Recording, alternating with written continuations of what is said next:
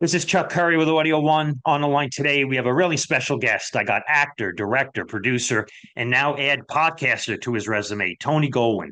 Tony's notable work, and it's all notable, include high-profile acting roles in the movies Ghost, The Last Samurai with Tom Cruise, Chris Nolan's Oppenheimer, the long-running TV hit Scandal on ABC, which ran for 7 seasons. Currently can be seen this season in Law and Order on NBC and Peacock, and will be part of the cast of Paul Thomas Anderson's newest film, One Battle After Another, which stars Leonardo DiCaprio, which hits theaters in 2 weeks. Buzz on that film, really good. Tony currently doing the rounds, proudly promoting the release of his podcast with his daughter Anna, titled Far From the Tree, heard on Apple and Spotify starting this week. Welcome to the program, Tony. Pleasure to have you on. Yeah, thanks for having me, Chuck. Thrilled to be I here. got I got a chance to listen to the podcast yesterday. It's a very interesting spin. Explain to the audience the Goldwyn name and what led you and your daughter to do this podcast, and what motivated you to want to do it. Okay, well, on the Goldwyn name, for people that don't know, I'm the third generation and Anna's the fourth. Anna, my daughter, is a screenwriter and television writer. We're the third and fourth generations of Goldwyns working in show business. My grandfather, Samuel Goldwyn, was one of the pioneers of the film business. He started in the, 1908, I think, at the very beginning, Wow. made the first feature-length film that was ever made in Hollywood, and went on to win an Academy Award in 1946 for a great film called The Best Years of Our Lives. And just he had a legendary career. My dad was a very successful producer and sort of a pioneer in the independent film movement of the 70s, 80s, and 90s. Sam Jr. And my brother, two of my brothers are in the industry.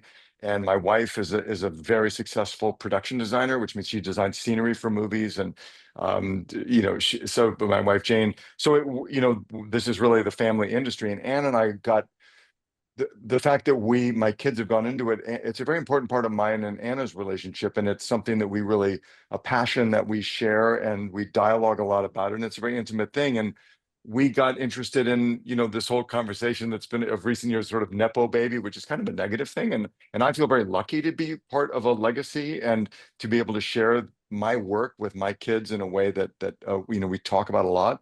And we just got interested in finding out what other people's experience was, whether they're in show business or sports or music or law or business. So uh, we thought, wow, wouldn't that be cool to talk to other parent-children duos who work in the same game and find out what that is for what impact that has on their relationship.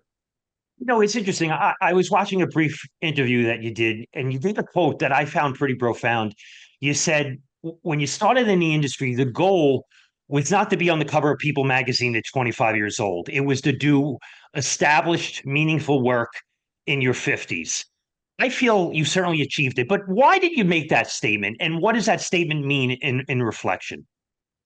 Well, it was something my dad had always impressed on me. My father, who, poor guy, had so much anxiety when I told him I wanted to be an actor because he knew just how hard it was.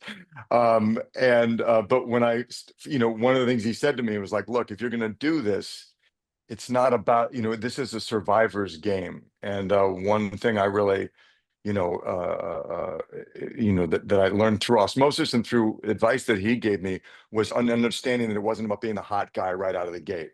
It was about sustaining a career and building a body of work that you could be proud of and then you could stand on, as you said, when you're in your 50s.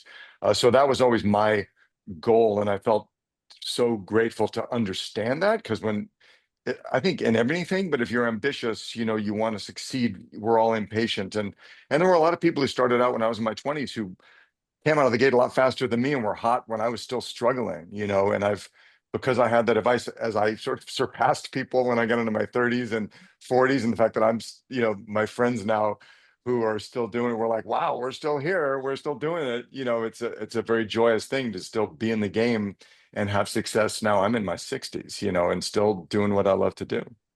Again, on the line with talented actor Tony Goldwyn, promoting his new podcast that he does with his daughter Anna, Fall from the Tree, which will be heard on Apple and Spotify. I got an interesting question for you. You're the third actor I've interviewed who have gone into some podcasting. Katie Sackhoff was one of them. I got a chance to, really proud to do an interview with Alan Alda about a year and a Mm, half ago. And one of the things I mentioned there's video, audio, and there's just audio. A lot of what I've done is primarily, I would say 80% audio, some video. What I'm doing with you now is video, but it'll be aired on radio as audio also. Do you think there's a difference? Because I do in the art form of just audio versus audio video. Do you have a preference, or do you think there's a difference in just hearing a voice and a story being told into your ear? I think, this is a new thing for me, really. I had never thought about it before. I think there is a difference. And, for example, Far From the Tree, initially, we're just doing audio only, partly because Mhm. it's easier just to get Right, started. But I've exactly. noticed in the interaction you have, like you and I being able to see each other and talk, is Mhm. it makes a difference. And I think I know now on YouTube, most podcasts now are both, and Right. people like to have kind of an image and you kind of connect with people visually. I like both. I mean, I find the audio experience, just being able to let your imagination visualize what you're hearing, is a beautiful thing. I've always loved radio for that reason. And I listen to a lot of audio books, certain kind of books I really enjoy listening to as much as reading them. But it is a slightly different thing, and people seem now to really have a preference to, be up on YouTube and being able to see people, even if it's just talking heads like us. So I appreciate both, but there is your brain perceive things in a different way. I think it's really interesting. I just want to reflect real quick on some of the points of your career. Your first acting role, I believe, was in 1987, Friday the 13th, Jason Lives, which, believe it or not, Yes. is as good a film in that franchise. And I'm sure you get ribbed. Jason kills you in the first act of that film. And then 3 years later, obviously, get a major break in your career with Ghost in 1990. You know, before I was going to interview, I was sort of reflecting. I remember, because my memory is really good, I remember changing the channels and David Letterman was on, and Bruce Willis was promoting Die Hard 2. And Dave said to Bruce, Die Hard 2 is going to be the biggest movie of 1990 that summer. And Bruce said to him, you know what? My wife, Demi Moore was his wife at the time, is in this movie called Ghost. And it is the highest test score in the history of Paramount Pictures. And it's going to be a huge film. So when Ghost blew up, and back in 1990, it wasn't, it was a year after Tim Burton's Batman, and the industry changed the way movies are marketed. But that was the truest definition of a sleeper hit. So when that movie consistently made money week after week after week, just I want your opinion. Reflect on what that meant to you, the success of that film that really got you on the map as an actor. Yeah, well, first of all, I've never heard that story about Bruce. I didn't know about that Letterman interview. That's an amazing thing, because that's a great way to think about it. First of all, for me personally, as you mentioned, I've been working, but kind of doing whatever jobs I could get, and then I got this huge break on Ghost with this amazing role. We had no idea that that movie was going to be successful. Um, for me, I was just so thrilled to have the job. It was like, it was a magical thing, and I was just grateful to be a part of it. There was no awareness of the film. Patrick had done Dirty Dancing some years before that and had been in a couple of movies that had not been so successful. Whoopi too was a star, but she'd made a few movies that were not, big hits at that moment. And Demi, people were starting to know, but people didn't really know Demi that well. She'd been in St. Elmo's Fire a few years before, but no one was like a huge movie star at that moment. And I remember telling people, I'm in this movie Ghost. They're like, what is that? Somehow, as Bruce mentioned, Paramount did some sneak previews, piggybacking on Days of Thunder. Remember the Okay. Tom Cruise, Sure, Val sure. Kilmer about car racing. Um, and Ghost blew away Days of Thunder. So they would play Days of Thunder, and not that many people showed up for it. And then it was a double feature piggybacking Ghost, and suddenly Ghost, the theaters were packed, and the audience reaction was incredible. I don't know how audiences found it, but it opened, just audiences smell out a hit, and it became an overnight sensation. And so for me, it was like being on this amazing roller coaster ride, going from obscurity to suddenly being in the biggest movie of that year. And it was thrilling. It really was. And Yeah, as I Whoopi mean, and it, Goldberg and it's said to and me, it's and it's fun. It's fun to when a movie becomes a sleeper. You don't see a lot of it. One more question, and I'll let you go. Again, on the line with talented actor Tony Goldwyn, promoting his new podcast that he does with his daughter Anna.